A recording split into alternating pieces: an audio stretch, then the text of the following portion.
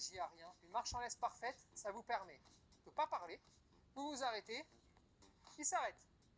On redémarre, toujours en laisse ultra détendue. Ça permet de ne pas mettre de pression, ça permet de ne pas avoir des balades complètement anxiogènes. Maintenant, il y a une question que tout le monde se pose et qui revient tout le temps. Comment faire en sorte que mon chien ne tire pas? Eh bien, j'y réponds tout de suite avec 3 secrets. Petit 1, prenez une décision sur les laisses. Vous savez, souvent, vous prenez une laisse qui fait 5 mètres, ou une longe, ou une laisse enrouleuse, encore pire, la pire de toutes. Et résultat, quand ça vous arrange, vous le laissez partir à 5 ou 6 mètres, le chien, et quand vous en auriez envie, il devrait se caler à ce niveau-là et ne plus tirer. Ça n'existe pas. Il faut savoir ce qu'on raconte. C'est pas un jour oui, un jour non. Soyez plus cohérents là-dessus. Pour conclure sur les laisses enrouleuses, c'est pas compliqué. Prenez-les et mettez-les à la poubelle, foutez-les ou dans le placard là où vous voulez, ou offrez-la à quelqu'un que vous aimez pas.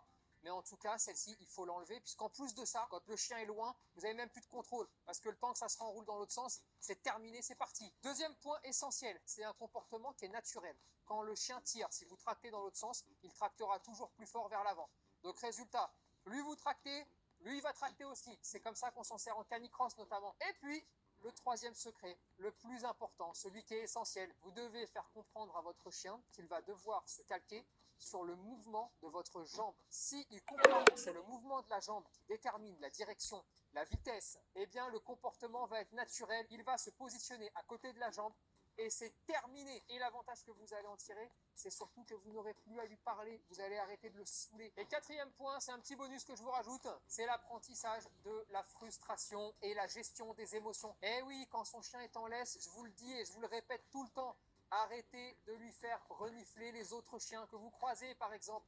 Sinon, vous en faites des chiens capricieux, vous en faites des chiens qui ne comprennent pas la frustration de ne pas avoir le droit d'y aller parce que c'est le bordel quand ils sont en laisse. Et s'il n'est pas habitué à ça, il va devenir agressif, incontrôlable. Donc, apprentissage de la frustration, mise en laisse, pas de contact canin. On enlève la laisse, à ce moment-là, contact canin, bien évidemment. Si vous comprenez ces 4 points-là, vous êtes tranquille et vous avez maintenant toutes les clés pour savoir pourquoi il tire.